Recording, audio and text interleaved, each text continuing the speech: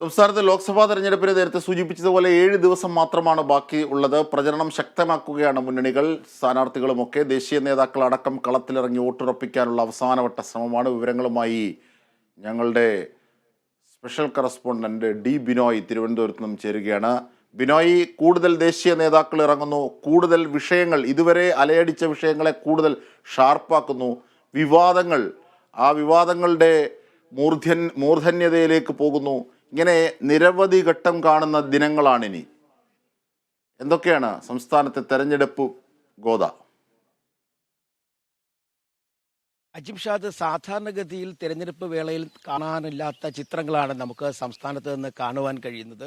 ഒരു സ്ഥലത്ത് ഇ ഡിയുടെ വളരെ വേഗത്തിലുള്ള പരിശോധനയും അതുപോലെ തന്നെ ചോദ്യം ചെയ്യലും മുന്നോട്ട് പോകുമ്പോഴും മറ്റൊരു സ്ഥലത്ത്, അതായത് വടകരയിലാകട്ടെ സ്ഥാനാർത്ഥിയെ അപകീർത്തിപ്പെടുത്തിക്കൊണ്ടുള്ള സോഷ്യൽ മീഡിയ വഴിയുള്ള പ്രശ്നങ്ങൾ, അതുപോലെ തന്നെ ദേശീയ നേതാക്കൾ ഒന്നടങ്കം കേരളത്തിലേക്ക്, അങ്ങനെ അത്തരത്തിൽ സംസ്ഥാന രാഷ്ട്രീയത്തെ വിവിധ തരത്തിലുള്ള വിഷയങ്ങൾ കൊണ്ട് കലുഷിതമാകുന്നു എന്ന് തന്നെ നമുക്ക് പറയാൻ കഴിയും.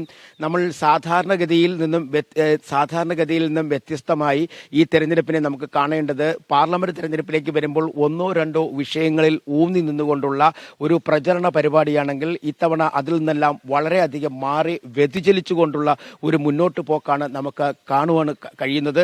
ആദ്യഘട്ടത്തിൽ കോൺഗ്രസ് ആകട്ടെ സാമൂഹ്യ ക്ഷേമ പെൻഷനും മാസപ്പടിയുമൊക്കെ ഉയർത്തി വലിയ തരത്തിൽ പ്രചരണ രംഗത്തേക്ക് എത്തിയപ്പോൾ കേന്ദ്ര സർക്കാരിനെതിരെയും കോൺഗ്രസും അതുപോലെ തന്നെ പൗരത്വ നിയമ ഭേദഗതി ബില്ലുമായി LDFും കളം നിറഞ്ഞു നിന്നു. ദേശീയ തലത്തിൽ കേന്ദ്ര സർക്കാർ നടത്തുന്ന വികസന പ്രവർത്തനങ്ങൾ ഊന്നിക്കൊണ്ട് BJPയും സംസ്ഥാനത്തെത്തിയിരുന്നു. എന്നാൽ ഓരോ ദിവസം കഴിയുമ്പോഴും വിഷയങ്ങൾ ഒന്നൊന്നായി മാറി മറിയുന്നു എന്നുള്ളതാണ് നമുക്ക് ശ്രദ്ധേയമായി കാണുവാൻ കഴിയുന്നത്. കഴിഞ്ഞ ദിവസങ്ങളിൽ സ്ഥലനാമം, നമ്മളൊക്കെ പഴയ ബുക്കുകളിലൊക്കെ പറയുന്നത് പോലെ തന്നെ സ്ഥലനാമ കഥകൾ പോലെ ഓരോ സ്ഥലത്തിന്റെ പേരിട് മാറ്റുന്നത് ഒക്കെ ആണ് പ്രചരണ പരിപാടികൾ കടന്നു വന്നിരിക്കുന്നത്. എന്തായാലും ഒരു വലിയ ചൂരുമേറിയ ഇലക്ഷൻ പ്രചരണ പരിപാടികളിലൂടെ കേരളം കടന്നു പോകുന്നു എന്ന് നമുക്ക് പറയാൻ കഴിയും.